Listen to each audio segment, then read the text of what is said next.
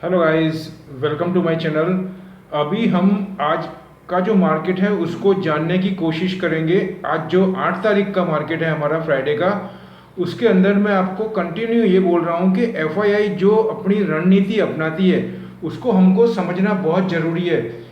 ये बात को मैं आज के मार्केट के अंदर अगेन मैं आपको एक कोशिश करता हूँ कि आपको ख्याल आवे कि किस हिसाब से वो हमारे यहाँ पे मार्केट के अंदर अपना गेम बना करके और मैक्सिमम प्रॉफिट लेते हैं। और एक कॉमन आदमी, मेरा हमेशा फोकस एक कॉमन आदमी पे होता है। Those Indians they are not able to spare time due to so many reasons. उनके पास में बहुत से तो ऐसे भी लोग हैं हमारे देश के जो पढ़ सकते हैं, समझ सकते हैं सब कुछ, लेकिन उनका जॉब का टाइमिंग की वजह से, ट्रांसपोर्टेशन की वजह से they have maximum expand time, और वो थोड़े टायर हो जाते हैं। उसकी वजह टायर होने की वजह से they are not able to मतलब सम गुड आर्टिकल और सब एनालाइज, उस टाइप का वो काम नहीं कर सकते हैं। और बाकी कुछ हैं जिनको इसका पूरा अभी नॉलेज नहीं है। नो प्रॉब्लम, कोई इशू नहीं है। हम सब एक ही कंट्री के लोग हैं, हमको सबको मिलके काम करना है। ये उद्देश्य के साथ मैं आपको ये बताना चाहता हूँ कि हमारा मार्केट के अंदर एफआईआई है जो कि बहुत ही तैयारी के साथ में आती है। उनके साथ में एक एनालाइज होते हैं, पूरी टीम होती है,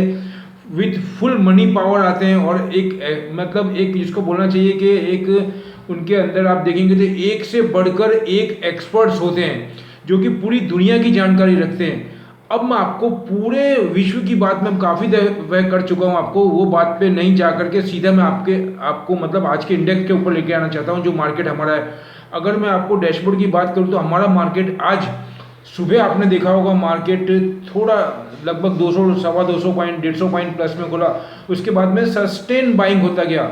सस्टेन बाइंग द सेंस के अंदर अभी भी आज की तारीख में मार्केट को पूरा सपोर्ट था सभी जगह से, चाहे वो डाउन जोन्स हो चाहे निकी हो। तो मैं यही बताना चाहता हूँ, ऐसे माहौल में भी एफआईआई कभी कभी किस हिसाब से गेम करती है। तो उन्होंने हमारा मार्केट 350 से 400 पॉइंट, इवन 600 650 पॉइंट कर दिया था आज की तारीख में। लेकिन उन्होंने बंद दिया है 381 प्लस पॉइंट, मतलब नियर टू 400 पॉइंट प्लस दिया है, 381 पॉइंट, जो कि 60,059 पॉइंट के करीब है, मतलब 0.64%। और अगर मैं निफ्टी की बात करूं तो 17,895, और वो 105 पॉइंट प्लस है, जो कि 0.59% हो रहा है। और बैंक निफ्टी में कंटिन्यू वो 3 से 4 सेशन में नहीं चला रहे हैं। आप देखेंगे तो 37,775, 37,775, जो कि ओनली 22 पॉइंट ही प्लस है। अगर पूरे दिन में हम मार्केट में देखेंगे तो उन्होंने क्या स्ट्रेटजी अपनाई है उसके ऊपर मैं आपको आता हूँ एंड ऑफ द वीडियो। लेकिन उन्होंने निफ्टी, अगर आपने दोपहर को देखा होगा तो 300 350 तक निफ्टी को प्लस किया, बैंक निफ्टी की बात कर रहा हूँ। उसके बाद में उन्होंने बंद कितना दिया है, ओनली 20 पॉइंट, मतलब उन्होंने, आपको मैं बताना चाहूँगा, 0.06% ही उन्होंने प्लस किया है, मतलब पूरा प्रॉफिट टेकिंग किया है। अब मैं आपको आता हूँ डाउन जोन्स का फ्यूचर जो कि आज का है, फ्राइडे का 8 तारीख का, वो सिर्फ 20 पॉइंट प्लस बता रहा है हमको। आज निकई से बहुत ज़्यादा सपोर्ट था, मतलब 28,049 उनका इंडेक्स है, काफ़ी अच्छा चला है। 371 पॉइंट प्लस था आज निकई जापान का, जो कि 1.34% हो रहा है। अब मैं बताता हूँ आपको जो मेरा कंक्लूजन है पूरे वीडियो को बनाने का।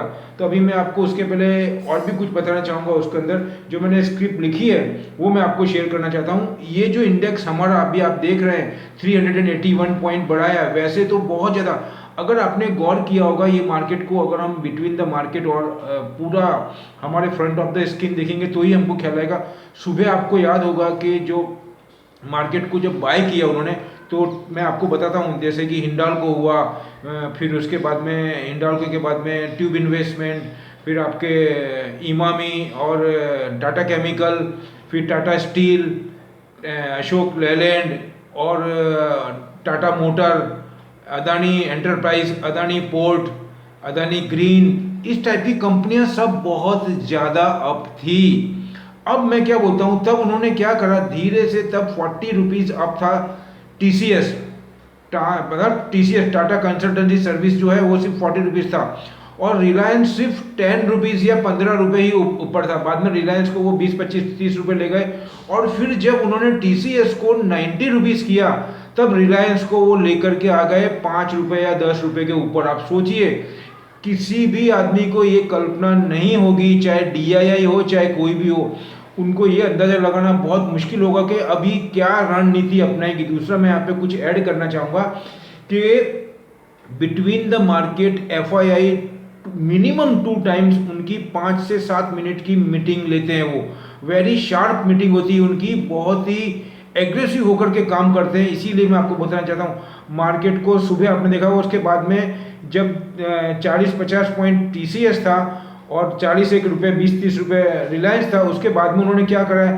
कि रिलायंस को उन्होंने ऊपर खींचना चालू किया दोपहर के बाद में, और TCS को उन्होंने जो कि 80-90 रुपये अप था उसको डाउन करते करते आपने देखेंगे तो TCS को आज की तारीख में उन्होंने सिर्फ 10-15 या 20 रुपये ही अप रखा है, लेकिन रिलायंस को इतना जोरदार खींचा कि वो 100 रुपीज़ 99 रुपीज़ प्लस किया है, जो कि सबसे ज़्यादा वेटेज है ये रिलायंस का मार्केट के अंदर।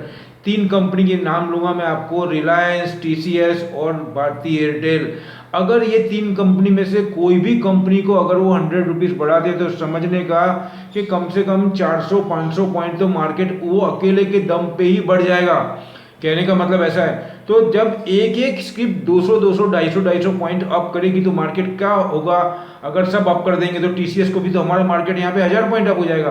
तो मेरा कहने का मतलब है उस टाइम उन्होंने जो आइटम सुबह अप की थी उसमें एकदम रैपिडली सेलिंग डाल के प्रॉफिट टेकिंग लेना चालू किया। ये मैं आपको उनकी स्ट्रेटेजी बता रहा हूँ किस हिसाब से खेलते हैं। हमको सभी जगह नज़र रखनी पड़ेगी इंडेक्स पे, पर्टिकुलरली स्क्रिप्ट, और पर्टिकुलरली वो स्क्रिप्ट जो इंडेक्स के अंदर बैलेंस में काम आती है। ध्यान से सुनना मैं क्या बोलता हूँ। तो उस टाइम पे हमको ये ख्याल आ सकता है, हमको एक हिंट मिलता है, एक मैसेज मिलता है कि they are shifted from one sector to another sector, और वो इतना भी ख्याल आ सकता है वो अपनी रणनीति अभी चेंज कर रहे हैं। तो मैं आपको ये बोलना चाहूँगा, उसके बाद में उन्होंने देखो RIL को 100 रुपीज़ बढ़ा दिया, TCS को 50 रुपये रखा, जो कि 90 या 98 रुपीज़ बढ़ाया था। उसके बाद में HCL टेक का ज़्यादा इंपॉर्टेंस नहीं है इतना इंडेक्स के अंदर, बहुत माइनर है, तो वो 17 रुपये बढ़ाया। विप्रो का भी उन्होंने बहुत अच्छा खींचा है, जिसका भी वेटेज कम ही है, वो 18 रुपये। इन्फोसिस का वेटेज है हमारे इंडेक्स में काफ़ी अच्छा है, उसको भी उन्होंने 33 रुपीज़ बढ़ा दिया। कहने का मतलब ये है, और बाकी सभी में उन्होंने सेलिंग प्रेशर लाया है। जो आइटम बहुत ज़्यादा थी, अच्छी थी, बहुत 30-40 रुपये बढ़ी हुई थी, उसको 5 या 10 रुपये लेकर के आए, और जो 10-20-25 रुपये बढ़ी हुई थी उसको वो माइनस में ले गए, मतलब 20 रुपये तो वो प्लस के और 10 रुपये माइनस के, 30 रुपये का मूवमेंट कर दिया उसके अंदर। उसके अलावा सिर्फ और सिर्फ एक बजाज फिनसर्व ही 80 रुपीज़ के करीब बढ़ा हुआ था, बाकी सभी में उन्होंने प्रॉफिट टेकिंग ज़बरदस्त किया है। अब मैं आपको ये बताना चाहता हूँ, इसके अंदर कुछ मैंने जो ऐसे न्यूज़ पढ़े हैं, तो ये मेरी रणनीति आपको बताई, ये आपको ध्यान से सुनना, मैंने आपको क्या बताया इस पर आप मंथन करना, मैं आपको बता रहा हूँ। दूसरा, जो जेफरी है उन्होंने हिंडाल्को को बाय किया, ये न्यूज़ है आज का। जेफरी बहुत बड़े फंड है वो, उन्होंने बात किया। दूसरा, सीमेंस के जो यहाँ के एशियन के जो लीडर हैं उन्होंने, मैं आपको बताना चाहूँगा, जो लीडर है उन्होंने बहुत बड़ा इन्वेस्टमेंट करने की बात करी है। Siemens form of big India investment, siemens invested 1 billion in past 5 years India, ऐसा करके उन्होंने लिखा है। मतलब मैं आपको ये भी बता सकता हूँ, जो ये उनके अपने अनाउंसर है, किसके, सीमेंस के, उन्होंने ये अनाउंस किया है कि वो उन्होंने 1 बिलियन तो कर दिया और उससे भी बहुत बड़ा इन्वेस्टमेंट वो इंडिया में करने जा रहे हैं। और ये सीमेंस जर्मनी की कंपनी है और बहुत ही क्षेत्र में है। मैं सीमेंस को मैं बहुत टाइम से जानता हूँ और शुरू से मैं आपको रिकमेंड करता हूँ, बहुत स्ट्रांग है सभी चीज़ के अंदर, रेलवे के अंदर आप देखेंगे, पूरा इंडस्ट्री के अंदर, और दूसरा आपके जो इंडस्ट्रीज के अंदर जो आपके अपने क्या बोलते हैं इसको, जो पावर जनरेटर होते हैं उसके अंदर भी इसकी मोनोपोली है। तो ये ट्रक को देखते हुए और जितना भी ऑटोमाइजेशन है फैक्ट्री के अंदर उसमें भी इसका काम है, तो ये सबको देखते हुए बहुत एग्रेसिव होकर के अभी वो इन्वेस्टमेंट करने की बात कर रहे हैं, मतलब उनको पोटेंशियल दिख रहा है हमारी कंट्री में।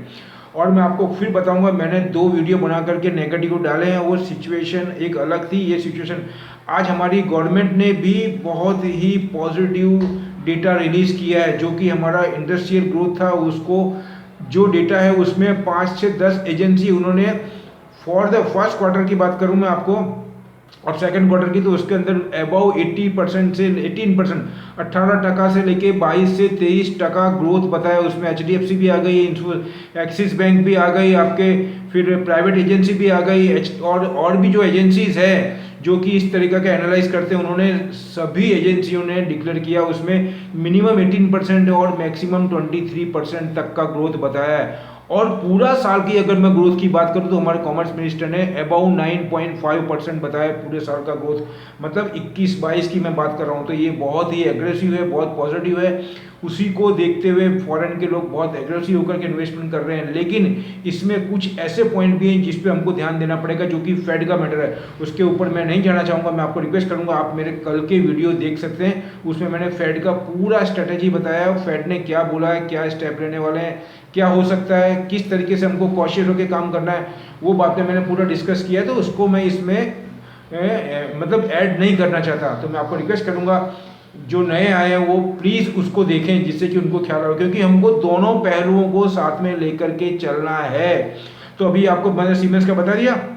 हिंदुस्तान जिंक जो कि एक पीएसयू है, उन्होंने भी अबाउ 1 बिलियन के ऊपर इन्वेस्टमेंट की बात करी है एक्सपेंशन में और मॉडिफिकेशन के अंदर। उसके बाद में इमामी का आपको मालूम है, गुप्ता फैमिली बहुत ही जोरदार है, पेपर इंडस्ट्रीज में भी है, बहुत साल से जानता हूँ। कॉस्मेटिक के अंदर है वो इमामी, और मैं हमेशा कॉस्मेटिक को लेकर के बहुत एग्रेसिव उसके अंदर है। तो अभी उन्होंने ये बोला है कि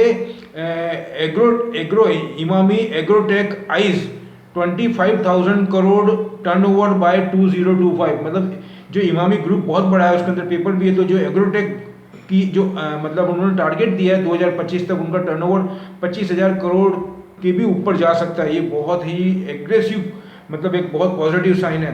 तो मैं अभी ये बात आपको बताने का मेरा लास्ट में कंक्लूजन आऊँगा कि हमको मंडे के मार्केट के लिए कौन कौन से सेक्टर अच्छे हैं जो हमको चल सकते हैं। तो उसके लिए मैं आपको ये बोलना चाहूँगा, बहुत से ऐसे सेक्टर अभी भी हैं जो बहुत चल सकते हैं। उसमें सॉफ्टवेयर में हमेशा आपको बोलता हूँ एवरग्रीन है, और दूसरा पीएसयू का ध्यान रखना। अब मैं यहाँ पे आपको ये बताना चाहूँगा, जो मैंने बोर्ड में लिखा है मेरा, वो बोर्ड भी मैं आपको लास्ट में बताना चाहूँगा, जो कि बहुत ही एग्रेसिव है। उसके लिए मैं एक सेपरेट वीडियो बना दूंगा आपको, वो हमको बहुत ज़्यादा सपोर्ट करेगा। दूसरा मैं बोलना चाहूँगा, अभी मेरे वीडियो समाप्त करने की इजाज़त चाहूँगा, और मेरा वीडियो अच्छा लगता है तो मेरा डिस्क्लेमर रखूँगा यहाँ पे, ये मेरी अपनी स्टडी है, अपनी एनालाइज है। आपको अगर वीडियो अच्छी लगती है तो इसको लाइक करें, शेयर करें और बेल आइकन भी दबाएं, जिससे कि मेरा नेक्स्ट वीडियो आपको तुरंत आपको उसका इंटीमेशन मिले और हम सब मिल करके ज़्यादा से ज़्यादा बेनिफिट ले सकें हमारे मार्केट से। दूसरा ये बोलूँगा, मिलते हैं अगले वीडियो में कुछ नई इन्फॉर्मेशन के साथ में, कुछ नई जानकारी के साथ में। प्लीज़ टेक केयर, नवरात्रि का पूरा आनंद लीजिए और जो शेड्यूल गवर्नमेंट दिए हैं उसका पालन करते हुए काम करिएगा, यही बोलता हूँ। लास्ट में बोलूँगा, मिलते हैं आपको कुछ नए शेयर्स और इन्फॉर्मेशन के साथ में। जय हिंद।